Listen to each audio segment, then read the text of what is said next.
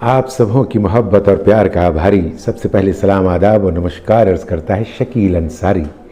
दोस्तों, आज मैं जिस अजीम हस्ती के बारे में बात करने वाला हूँ वो पद्मश्री, पद्म भूषण, ये सारे अवार्ड से नवाजे जा चुके हैं। नेशनल अवार्ड तो कई कई कई बार पा चुके हैं। फिल्म फेयर अवार्डों की तो उन पर बरसात हो चुकी है। और इसलिए नहीं वो मेरे लिए अहम है, मेरे लिए अहम इसलिए है कि वो मेरी ज़िंदगी जो है इस एंकरिंग लाइफ की, इसके ऊपर वो छाए हुए हैं। हमने उनसे 1988 में मुलाकात हुई। एक मुलाकात करना होता है, एक मुलाकात होना। तो मुलाकात हुई हम लोगों की, और वो पद्मश्री, पद्म भूषण, वो नेशनल अवार्ड विनर और वो तमाम अवार्ड इन नेशनल और इंटरनेशनली पाए जाने वाले, वो हैं माननीय श्रीमान उदित नारायण जी। जी हाँ, मैं उनकी बात कर रहा हूँ, जिनकी अहमियत मेरी नज़र में किस कदर है कि मैं क्या कहूँ। अल्फाज में पूरा बयान करना तो मुश्किल है, लेकिन कुछ तो आपके सामने बयान कर ही दूँगा। और वो बयान यूँ है कि इस अजीम हस्ती ने, जैसी ही मुलाकात, हमारी पहली मुलाकात शिवपुर में होती है, दूसरी मुलाकात दूसरे दिन इंडोर स्टेडियम में होती है, तीसरी मुलाकात तीसरे दिन बेनियापुकुर में होती है। और पहली मुलाकात से ही मेरा भी दिल चाहा कि काश इनसे बराबर मुलाकात होती। हमें मालूम नहीं कि इंडोर स्टेडियम में इनसे कल मुलाकात होने वाली है, उन्हें भी मालूम नहीं कि यही अनाउंसर मुझे कल भी मिलने वाला है। और उनके दिल की भी चाहत यही थी कि यार आज जो अनाउंसर मिला है ये अगर कल भी मिल जाता तो मज़ा आ जाता। मैंने एक दिन में हम दोनों में जो ट्यूनिंग हुई थी, वो जब ग्रीन रूम में हम लोग बैठ के बातें किए और वो अपना पूरा इंट्रोडक्शन दिए, साथ हमारी भाभी जान दीपा नारायण जी, उन्होंने उसमें और रोशनी डाली और भी हमें बताया उदित जी के बारे में।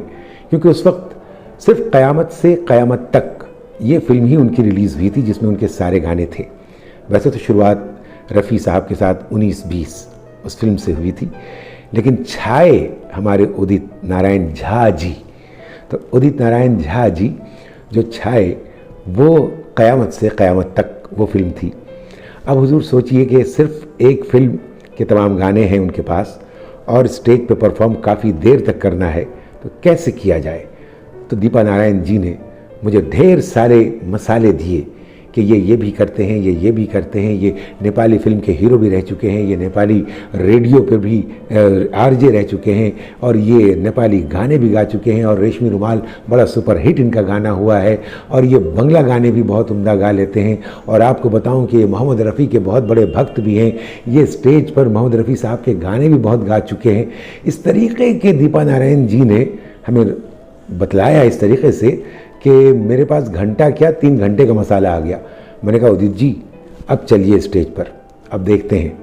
अब जो उठा मैं, और ऐसे ऐसे सीक्वेंस कुदरती तौर पे बनते चले गए। मैंने किया नहीं, हो गया। और आज भी मैं जो कुछ करता हूँ, करता नहीं, हो जाता है।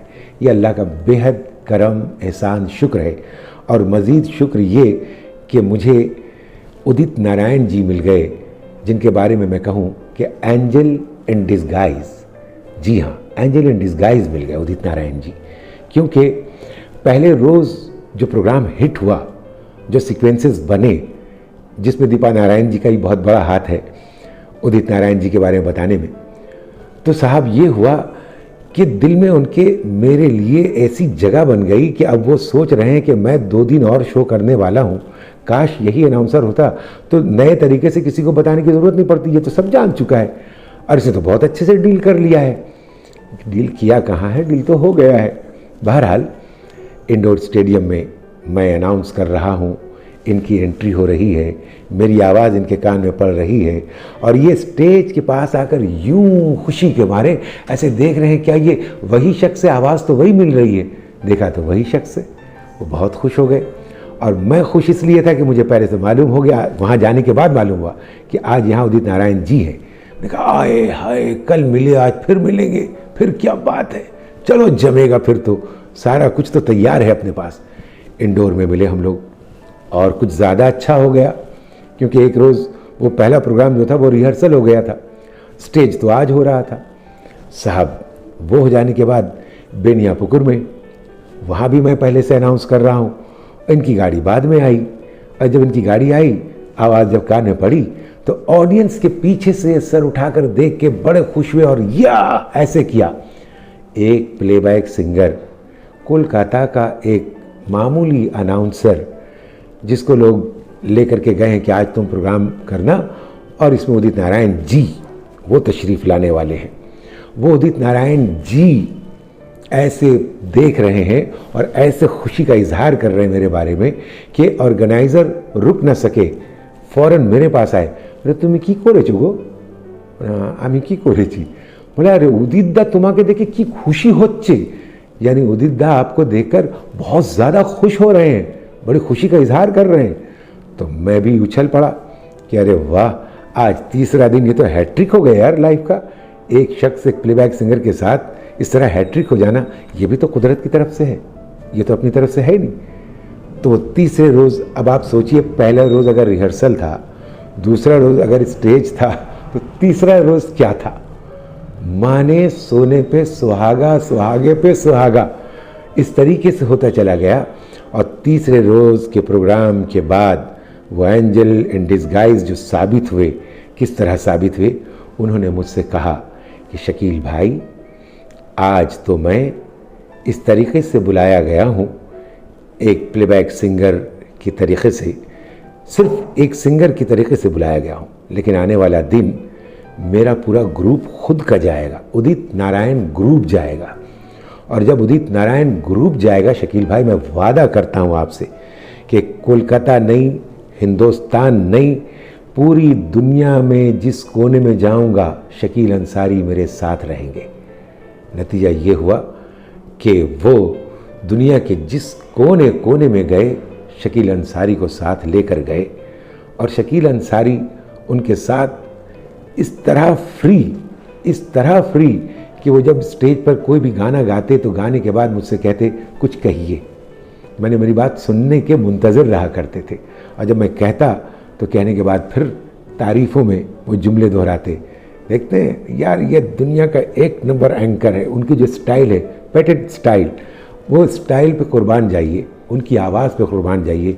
वो आवाज़ जिस पर हमारे फॉर्मर प्राइम मिनिस्टर हजरात ने भी कहा कि ये यार हंसती हुई आवाज़ है, ये एक खुशबू बिखेरती हुई आवाज़ का मालिक है।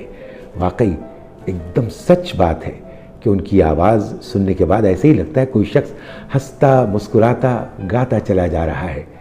ऐसी आवाज़, ऐसा इखलाक, ये सब हुजूर मैं बताऊं सही बात, मेरी बदकिस्मती एक, मोहम्मद रफ़ी साहब के साथ मैंने शो नहीं किया। इसलिए नहीं किया कि मैं उस वक्त एंकर ही नहीं था। रफ़ी साहब की मौत के बाद मैं एंकर बना हूँ, और बना दिया गया हूँ कुदरत की तरफ से। मैं तो ड्रामा आर्टिस्ट, सिर्फ ड्रामे किया करता था, मुझे पता कहाँ एंकरिंग क्या होती है चीज़। तो रफ़ी साहब की मौत के बाद मैं एंकर बना, इसलिए रफ़ी साहब को तो पाया नहीं। लेकिन रफ़ी साहब की जो तारीफ़ें सबकी ज़बानी सुनता रहा कि बहुत ज़बरदस्त इखलाक के इंसान थे, सबों को बहुत इज़्ज़त दिया करते थे, बहुत मीठे से बातें किया करते थे, और मीठे से गाते थे, ये तो हमें मालूम है क्योंकि मैंने गाना सुना भी है, वीडियोस देखे भी हैं। तो एक हसरत रह गई थी दिल में, काश मैं मोहम्मद रफ़ी साहब के साथ प्रोग्राम किया होता। लेकिन वो काश मेरा पूरा किया अल्लाह ने उदित नारायण झा जी के साथ प्रोग्राम करके, क्योंकि उस इखलाक की झलक अगर किसी प्लेबैक सिंगर में पाया मैंने, तो वो उदित नारायण जी में पाया। उस इखलाक की झलक, उस आवाज़ की झलक, मोहम्मद रफ़ी साहब, किशोर जी, इन लोगों के जाने के बाद ऐसी अपनी आवाज़, अपनी पहचान वाली आवाज़ की तलाश थी जो उदित नारायण की शक्ल में सामने आई। बिल्कुल सबसे अलग आवाज़, सबसे अलग अंदाज़, और हुजूर वो मुस्कुराते हुए बातें, वो मुस्कुराते हुए गीत गाने वाले उदित नारायण जी, पद्म भूषण पद्मश्री उदित नारायण जी, वो मुझे लेकर पूरी दुनिया चले। और फिर पूरी दुनिया में जाकर तमाम प्लेबैक सिंगरों के साथ मेरे प्रोग्राम हुए, तमाम स्टारों के साथ मेरे प्रोग्राम हुए। यही उदित नारायण है जिनकी वजह से मैं दिलीप कुमार साहब के उस स्टेज पे खड़ा हो पाया, लखनऊ बेगम हज़रत महल पार्क में। मैं सोच नहीं सकता था दिलीप साहब के बारे में कि मैं कभी उनको आमने सामने देख सकूंगा, लेकिन यही उदित नारायण है जिनकी वजह से मैंने दिलीप साहब को आमने सामने देखा ही नहीं, एक स्टेज पर था जहां दिलीप साहब थे। और मज़े की बात आपको बताऊं, दिलीप साहब मुझे घूम घूम कर देख रहे थे। वो सामने फ्रंट स्टेज पर बैठे थे, मैं पीछे खड़ा था, ऑर्केस्ट्रा तैयार हो रहा था। उन्हें अवध रत्न अवार्ड से नवाजा जा रहा था, जिसमें जावेद अख्तर साहब भी थे, अली सरदार जाफरी साहब भी थे और दीगर तमाम रिस्पेक्टेड तमाम लोग थे, तमाम हस्तियां थीं। और दिलीप साहब के बारे में जावेद अख्तर साहब कुछ बयान कर रहे थे। बहरहाल मेरी हसरत थी कि मैं भी कुछ कहूँगा।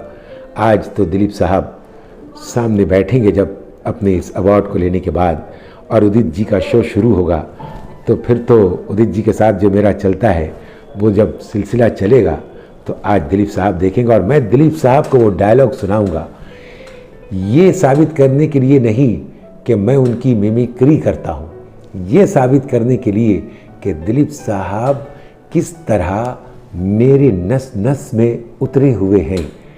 मैं कभी बातचीत भी करता हूँ तो मेरे अंदाज में उनकी झलक आती है, तो लोग कहते हैं अम्मा तुम तो दिलीप साहब की तरह बात कर रहे हो, लेकिन नहीं, वो उतरे हुए हैं, वो अनजाने में हो जाता मुझसे। अब मेरी नज़र तो उन पर टिकी हुई है और रह रह के दिलीप साहब घूम कर मेरी तरफ देख रहे हैं। वजह क्या थी? हम दोनों के ड्रेस का कलर एक हो गया था। जिस कलर का सूट उन्होंने पहना था, हसीन इत्तेफाक, अल्लाह का शुक्र कि मैंने भी उसी कलर का पहना था, उस कपड़े का नहीं पहना था। वो औकात नहीं हमारी कि उस कपड़े का पहन सकूं, लेकिन उस कलर का पहना था मैंने। और ये भी औकात नहीं कि उस जगह जाके बैठूं, मैं पीछे खड़ा था दरबार की तरह। बहरहाल वो जब 3 बार देखे तो मैंने कहा शकील ये मौका बार बार कहाँ आएगा? दिलीप साहब तुम्हें घूम कर देख भी रहे हैं, क्यों देख रहे हैं? ये भी कुदरती एक चीज़ है। जब किसी शख्स को आप गौर से देखिएगा ना, तो आप गौर कीजिएगा कि आप अगर एकटक उनकी तरफ बगौर देखे चले जा रहे हैं तो खुद ब खुद उसकी नज़र, उस हस्ती की नज़र आपकी तरफ घूमेगी। अब मेरी नज़र तो उनकी तस्वीर से नहीं हटती है, वो तो उस रोज़ सामने थे, तो कैसे हटेगी हुजूर? और नतीजा ये है कि वो घूम जा रहे थे, वो कुदरती एक खिंचाव। मैंने कहा शकील मौका हसीन है, चलो इनसे हाथ मिला लें। जाकर सलाम किया, उन्होंने जवाब दिया, उनसे मुसाफा किया, उन्होंने हाथ मिलाया। उस हाथ का जो लम्स मेरे एहसास में उतरा, वो जब तक कि मैं दुनिया से चला न जाऊं बाकी रहेगा। बहरहाल ये भी उदित नारायण जी की वजह से हुआ। तो मैं इस हस्ती का कैसे शुक्रिया अदा करूं?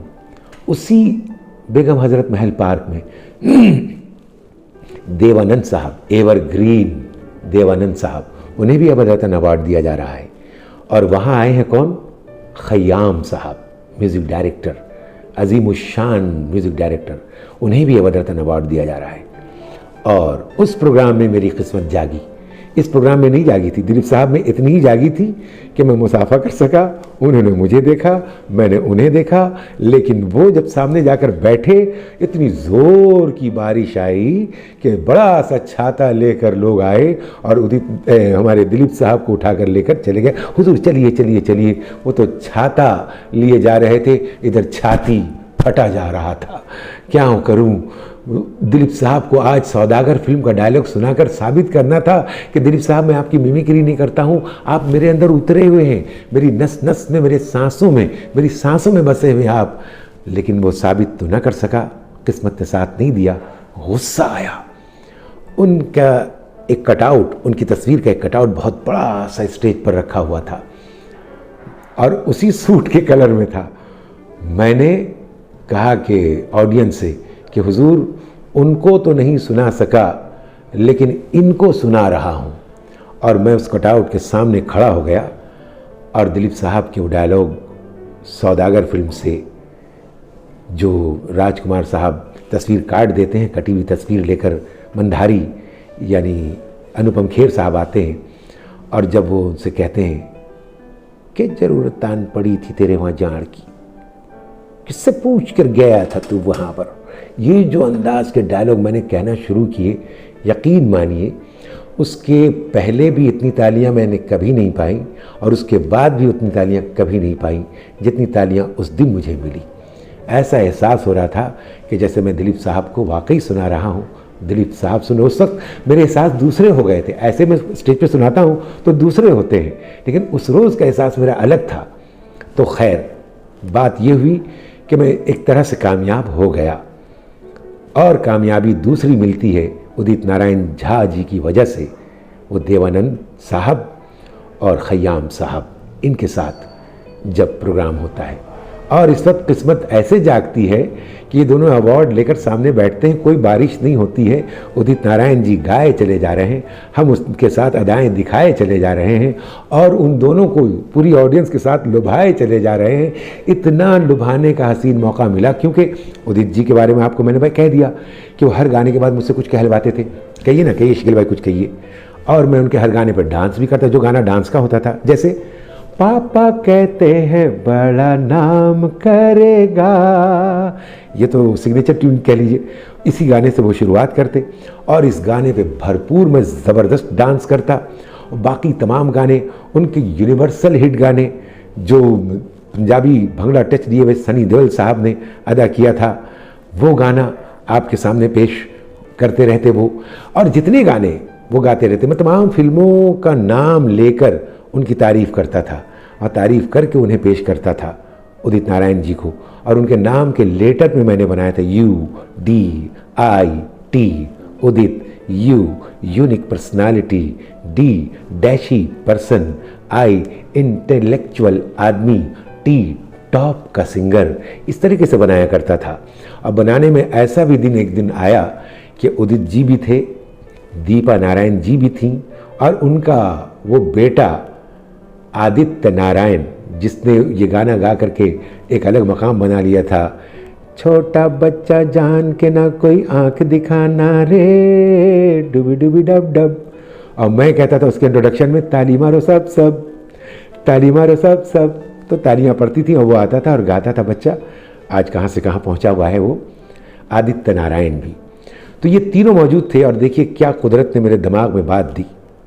उदित जी बहुत खुश हुए उस रोज़। और भी मैंने कहा, उदित जी ऐसा बहुत कम होता है कि एक पूरी फैमिली प्लेबैक सिंगर हो। एक तो आप प्लेबैक सिंगर, दूसरे दीपा जी जो कई नेपाली फिल्मों में, बंगला फिल्मों में गा चुकी हैं, ये भी प्लेबैक सिंगर, और मेरा बेटा आदित्य नारायण, ये भी प्लेबैक सिंगर। अरे भाई आपकी दुआ कबूल कैसे ना हो। सारी दुनिया के लोग दुआएं मांगते हैं, दुआ मांगते हैं अल्लाह से, और अल्लाह ने तो आपकी फैमिली को पूरा दुआ बना के ही उतार दिया है। बोले दुआ बना के उतार दिया? बोले जी हाँ, DUA दुआ, D दीपा नारायण जी, U उदित नारायण जी और A आदित्य नारायण साहब। दुआ तो आपकी फैमिली बन चुकी है पूरी, आपको दुआ मांगने की ज़रूरत कहाँ है। तो बहुत ज़्यादा खुश हुए और उन्होंने कहा, शकील भाई अब कहाँ कहाँ से लाते हो? बोले लाते नहीं है भाईजान, आता है कुदरत की तरफ से। फिर उसके बाद पूरी दुनिया का सैर उनके साथ होता रहा। एक से एक यादगार बातें होती रहीं हम लोगों की। ऐसी यादगार बातें होती रही कि 25 साल के बाद जब जी यहाँ पर मीर भाई ने प्रोग्राम एक रखा था, तो उसमें उदित जी आए थे। तो मीर साहब ने खुद ये फरमाइश की थी कि इसमें उदित जी के बारे में अगर कहने के लिए किसी को रखा जाए तो शकील अंसारी भाई को रखा जाए, क्योंकि जो लम्हात उन्होंने उदित जी के साथ गुजारे हैं पूरे 20-25 साल के, वो हमने नहीं गुजारे हैं भाई। तो जितनी एक्सपीरियंस के साथ वो बोलेंगे उनके बारे में मैं नहीं बोल पाऊँगा। शकील भाई को बुलाए, बहुत मानते हैं मीर भाई हमें, मैं भी उनको मानता हूँ। हम दोनों रेडियो पे आरजे रह चुके हैं। उसके बाद फिर वो तो माशाअल्लाह तरक्कियों के ज़ीनों पर चढ़ते चले गए, आज बहुत ऊंचाई पे हैं। तो भाई उस प्रोग्राम में भी मुझे बुलाया गया, ये मेरी खुशकिस्मती हुई। फिर उदित नारायण जी के साथ यादगार चीज़ें जो हुई, एक मज़े की बात बताऊं, ज़रा हंसने वाली बात, वो ये कि स्पेन में प्रोग्राम था और स्पेन के बैंक्वेट हॉल में बहुत बड़ा होटल है, 7 स्टार होगा, तो वहाँ प्रोग्राम चल रहा है। उदित जी गा रहे हैं और गाते गाते, स्टेज ज़रा बहुत ऊंचाई पे नहीं था, लोग आराम से आके बातचीत कर सकते थे स्टार से। तो हमारे उदित जी गाना गा रहे हैं, म्यूज़िक चल रहा है और उसके बीच एक शख्स आके एक फरमाइश कर देता है, कान में कुछ कहता है, कह के चला जाता है।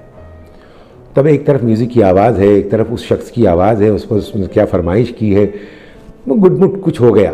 बहरहाल उदित जी ने आइडिया कर लिया कि उसने यही कहा होगा और उसके बाद बहुत खुश भी हुए वो। खुश होने के बाद जैसी गाना ख़त्म हुआ, उनका पहला गाना, दूसरे गाने की तरफ उन्होंने ऐलान नहीं किया कि मैं क्या गाऊंगा। मैं देख रहा हूँ कि वो शख्स आके कुछ कह के गया, उदित जी बहुत खुश हो रहे हैं। उन्होंने फ़ौरन कॉर्ड मांगा, ये कॉर्ड दीजिए म्यूजिशियन से। म्यूजिशियन ने कॉर्ड दिया, उदित जी ने गाना शुरू किया, छद्दो बेसी नायक आमी एंथोनी फिरंगी, अरे छद्दो बेसी नायक। मैं एकदम खुशी में और फूले नहीं समाया। अरे वाह, बंगला गाना, वो शख्स बंगाली है, तब उसने बंगला गाने की फरमाइश की है। अरे तो मैं तो बंगाल का ही हूँ भाई, चलो अब तो जम जाएगी उस आदमी के साथ। गया दौड़कर उस शख्स के पास, अब वो यूँ हाथ बांधे, बड़े इत्मीनान से गाना सुन रहा। मैंने कोई अजब रिएक्शन उसके चेहरे पर, मैंने कहा ये अजब रिएक्शन क्यों दे रहा है ये शख्स, इसकी फरमाइश पूरी हुई। तो मैंने कहा हुजूर आपका गाना हो रहा है और आप ऐसे सुन रहे हैं। तो वो शख्स मुझसे कहता है, यार ये क्या गा रहे हैं, ये क्या गा रहे हैं, भंगड़ा गा रहे हैं। अरे यार मैंने तो इनको भंगड़ा गाने के लिए कहा था। अरे मैंने कहा आपने भंगड़ा कहा था, वो म्यूज़िक बज रहा था ना हुजूर, उसकी आवाज़ में गुडमुड हो गई बात और वो उसको बंगला समझ लिए। दौड़ के मैं आया, हमने उदित भाई, कान में म्यूज़िक चल रहा है। फिर मैंने कान में कहा हुजूर उसने भंगड़ा कहा है, भंगड़ा। बोले ओह अच्छा अच्छा अच्छा अच्छा। फ़ौरन फिर गाने को उन्होंने बदला और उसके बाद फिर इंटरनेशनली यूनिवर्सली हिट उनका गाना जो है, वो गाना उन्होंने शुरू किया, जो सनी देओल साहब जो हैं उसको ये किए हैं, अदा किए हैं। यूनिवर्सल हिट गाना था क्या, मैं निकला गड्डी लेके। अब जब ये गाना वो गाते थे ना, तो मैं पगड़ी वगड़ी बांध लिया करता था, अब पगड़ी वगड़ी बांध के एकदम पूरे उस स्टाइल में डांस शुरू करता था। सनी जी की नकल, मैं नकल ही तो करता हूँ, असल क्या करता हूँ। बहरहाल तो डांस हुआ, फिर गाना वाना हुए, फिर उसके बाद देखिए उनके साथ यादगार लम्हा, क्या दिल है उनका, क्या इंसान है वो। स्पेन से हम लोग गए टेनेरिफ और वहाँ का कई किलोमीटर पे छाया हुआ होटल है बाया डेल डोके। हमें इसलिए याद है कि ये नाम, बाकी होटलों का नाम याद नहीं रहता है, इसलिए ये नाम याद है क्योंकि वो बाया डेल डोके उसका नाम है। और मैं देखता हूँ कि बाया में दिल है जो अक्सर दुखे, तो बाया दिल दुखे और बाया डेल डोके इस तरीके का नाम था, तो मुझे आज तक याद है। मैं वहाँ प्रोग्राम में गया, साहब वहाँ के लोग मुझे बुलाए, पहले बुला कर पूछा, अच्छा आप अनाउंस करेंगे? तो मैंने कहा नहीं। तो क्या करेंगे आप? मैं कोशिश करूँगा। बोले ओ अच्छा अच्छा अच्छा अच्छा, अनाउंसर लोग ना ऐसे ही घुमा घुमा के बात किया करते हैं। अच्छा कोशिश करेंगे। अच्छा ये बताइए कि आप जॉनी लीवर साहब की तरह करेंगे? हमने कहा हाँ जॉनी लीवर साहब की तरह करेंगे। बोले अरे भाई वो जिस दिन से आए हैं उसके बाद से बॉम्बे से जिसको भी लाता हूँ वो जॉनी लीवर साहब की अंदाज में सब कुछ किया करता है और उन्हीं का आइटम भी बोला करता है, आप भी वही करेंगे? हमने कहा हसीन इत्तेफाक ये है कि मैं जॉनी लीवर साहब का दीवाना हूँ, बहुत बड़ा दीवाना हूँ, लेकिन मैं बॉम्बे से नहीं हूँ, मैं कलकत्ते से हूँ और कोलकाता से आया हूँ और मुझे लाने वाले उदित जी हैं, तो लिहाजा उन्होंने मुझ में कुछ फ़र्क ज़रूर पाया है, तभी लेकर के वो आए हैं। तो आप भी फ़र्क पाइएगा इंशाल्लाह, कोई ऐसी बात नहीं है। जॉनी साहब मेरे गुरु हैं, लेकिन मेरा अपना अंदाज़ अलग है। मैं अमीन सयानी जी से प्रभावित हूँ, मुतासिर हूँ। मैं पहले अमीन सयानी जी, मेरे अब्बा जान कह लीजिए, अब्बा जान, उनसे मुतासिर हुआ था स्टूडेंट लाइफ में, जब रेडियो पे सुना करता था एस कुमार का फिल्मी मुकदमा या बिना का गीत माला, ये सारी, या चित्रहार वगैरह जो सब कुछ सुना करता था उनसे, ये सब चला करता था। और सुनते सुनते वो आवाज़ मेरे गले में इस तरह बैठ गई थी कि जब मैंने अचानक एंकरिंग शुरू की तो मेरे अपनी आवाज़ पर भरोसा नहीं था, मैंने उनकी नकल शुरू की थी। तो मुझ में अगर आप किसी की नकल अगर पाइएगा तो अमीन सयानी जी की नकल पाइएगा। कहना तो ठीक है फर्स्ट क्लास, कोई बात नहीं, चलो। खैर भाई प्रोग्राम शुरू हुआ, ब्रेक हुआ, ब्रेक में अब मुझे कॉमेडी करनी है, तो मैंने कॉमेडी की। कॉमेडी के बाद मेरा दिल क्या चाहा कि एक गाना गाते हैं, और वो गाना है ए मेरी ज़ोहरा जबी तुझे मालूम नहीं।